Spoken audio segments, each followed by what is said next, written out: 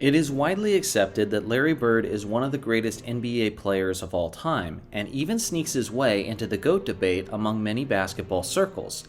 The thing is, I personally rank Larry Bird higher than most people do, as he's currently sitting in the 6th spot on my all-time list, and I even have him ranked slightly ahead of Magic Johnson, which is certainly a more uncommon opinion.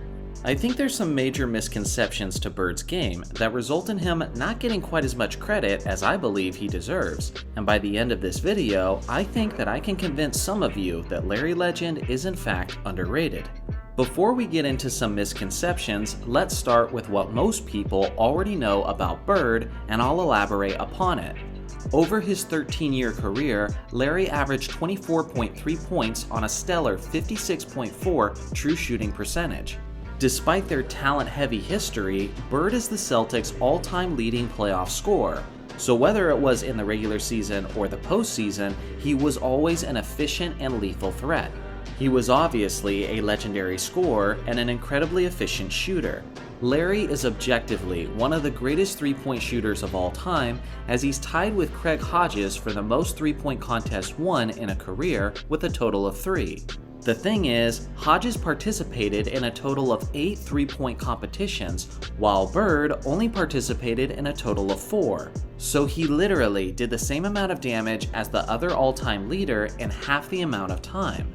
On top of all of this, you really could make the argument that Bird is the most all-around efficient scorer of NBA history. If that seems like a stretch, then consider this.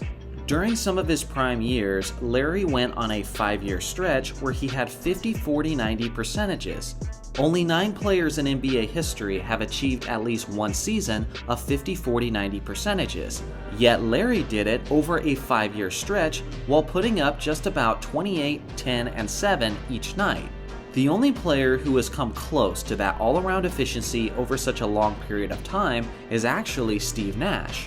But the thing is, Nash was never primarily a scorer and averaged roughly half the amount of points that Larry did during his stretch.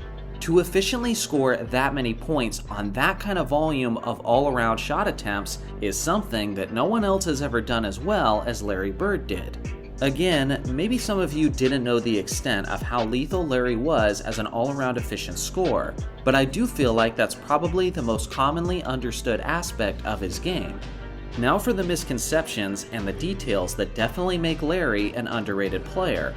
There are a lot of people, especially younger basketball fans, who believe that Larry was a subpar defender.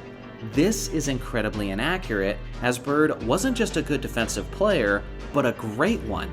As a 6'9" small forward, he definitely had the size and length to frustrate the offensive opponent. Sure, there is the narrative that Larry was a slow and unathletic player, and thus it affected his defensive play. This is true to a certain extent, but it's also grossly exaggerated. What Larry did have are the most important traits of a great defensive player, which are hustle, heart, intelligence, effort, and availability.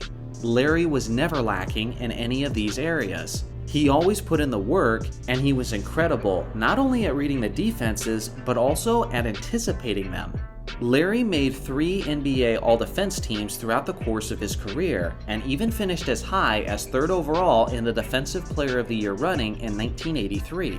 He wasn't just a solid on-ball and help defender, but he was also a terrific pickpocket, as Larry averaged a fantastic 1.7 steals per game over the course of his 13-year career.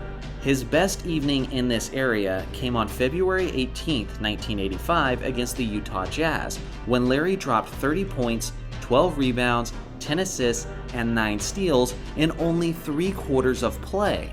Due to them absolutely destroying the Jazz, Bird didn't play a second of the 4th quarter. To this day, the NBA record for the most steals in a single game is 11.